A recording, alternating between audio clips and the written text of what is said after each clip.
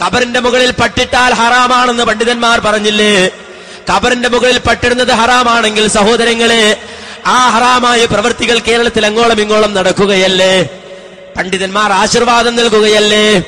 ഹറാമെന്ന് പറഞ്ഞാൽ സഹോദര, കള്ളുകുടിക്കൽ ഹറാമാണ്, വ്യഭിചരിക്കൽ ഹറാമാണ്, ഖബറിന്റെ മുകളിൽ പട്ടിടൽ ഹറാമാണ്.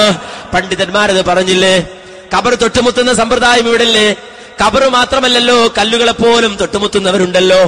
നാട്ടുകല്ലറിയപ്പെട്ടൊരു കല്ലു തന്നെയാണല്ലോ.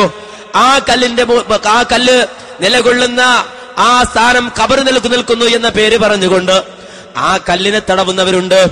അതൊരു ഖബറിന്റെ മേൽ സ്ഥാപിക്കപ്പെട്ട മീസാൻ കല്ലാണെന്ന് പറഞ്ഞിട്ട് ആ ഖബറിനെ തൊട്ടുമുത്തുന്നവരുണ്ട്. എന്നാൽ പണ്ഡിതന്മാർ പറയുന്നത് എന്താണ്? വലാ യംസഹിൽ ഖബറ വലാ യുകബ്ബിലഹു വലാ യമുസ്സഹു ഫഇന്ന ദാലിക ആദത്തുൻ നസാറ. തീർച്ചയായും ഖബറിനെ തടവാൻ പാടില്ല. അപ്രകാരം തന്നെ അതിനെ ഇങ്ങനെ തൊട്ടിങ്ങനെ അവിടെ ഇങ്ങനെ തൊട്ട് നിൽക്കൽ അതൊരിക്കലും അനുവദനീയമല്ല. വലാ യുകബ്ബിലഹു, ആ ഖബറിനെ ചുംബിക്കാനും പാടില്ല. ഫഇന്ന ദാലിക ആദത്തുൻ നസാറ. ഇതെല്ലാം അല്ലാഹുവിന്റെ ശാപത്തിന് വിധേയമായ നസാറാക്കളുടെ പണിയാണ്, വഴിപിഴച്ചു പോയ നസാറാക്കളുടെ സമ്പ്രദായമാണ്. ഒരിക്കലും നീ അത് ചെയ്യരുത് എന്ന് പണ്ഡിതന്മാർ പറഞ്ഞില്ലേ? പണ്ഡിതന്മാർ വിശദീകരിച്ചില്ലേ? അങ്ങനല്ലേ സഹാബത്ത് പറഞ്ഞു തന്നത്? അങ്ങനെയല്ലേ ഇമാമിയങ്ങൾ പറഞ്ഞു തന്നത്?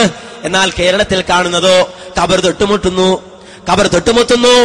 മാത്രമല്ല അതിനെ തടകി മണക്കുന്നു, ഖബറിനെ ചുംബിക്കുന്നു, ഖബറിന്റെ മേലുള്ള മീസാൻ കല്ലുകളെ ചുംബിക്കുന്നു, ഖബറിന്റെ മുകളിൽ പട്ടിടുന്നു, ഖബർ കെട്ടിപ്പൊക്കുന്നു.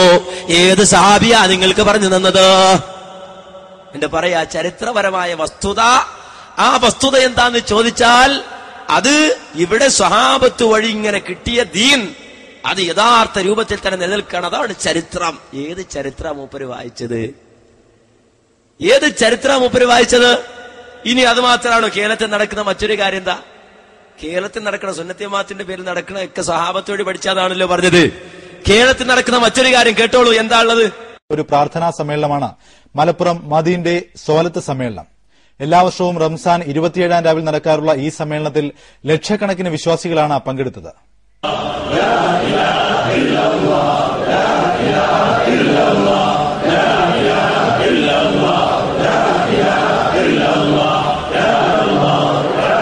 വിശുദ്ധ റംസാനിലെ ഏറ്റവും വലിയ ആത്മീയ സംഗമങ്ങളിലൊന്നാണ് സ്വാലത്ത് സമ്മേളനം. മദീനു സഖാഫത്ത് ഇസ്ലാമിക് കമ്മിറ്റിയുടെ ആഭിമുഖ്യത്തിൽ നടന്ന പ്രാർത്ഥനാ സമ്മേളനത്തിൽ ലക്ഷക്കണക്കിന് വിശ്വാസികളാണ് പങ്കെടുത്തത്.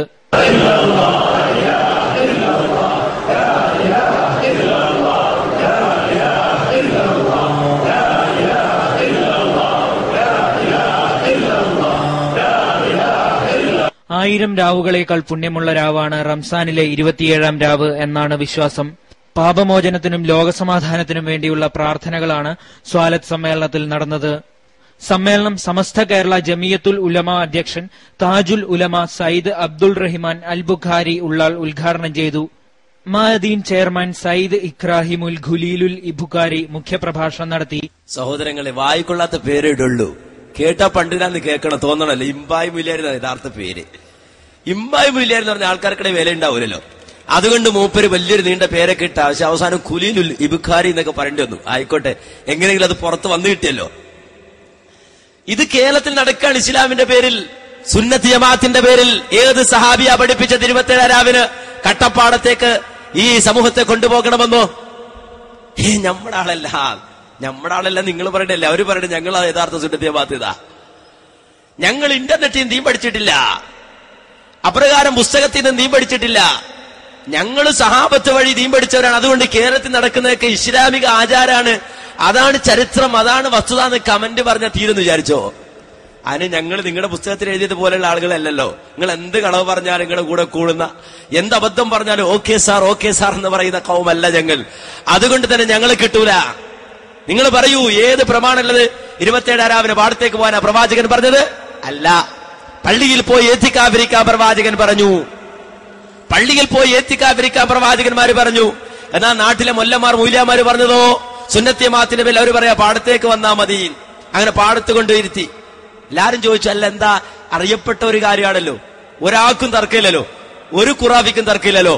എന്ത് 27 രാവായ പള്ളിയിൽ എത്ര എന്നുള്ള കാര്യത്തിൽ ആർക്കും തർക്കമുണ്ടോ? തർക്കമില്ല. പക്ഷേ ചെയ്ത്താൻ വെറുതെ ഇരിക്കില്ല. ആദ്യം പറഞ്ഞു നമുക്ക് ടൂറ് പോകാം, അങ്ങനെ എല്ലാ മക്കബറയിലും സിയാറത്ത് ടൂർ വെച്ചു. പണ്ടൊക്കെ 27 അങ്ങനെയായിരുന്നു. അത് കഴിഞ്ഞിട്ടോ സലാത്ത് പേര് പറഞ്ഞിട്ട് പാടത്തേക്ക് വിളിച്ചു.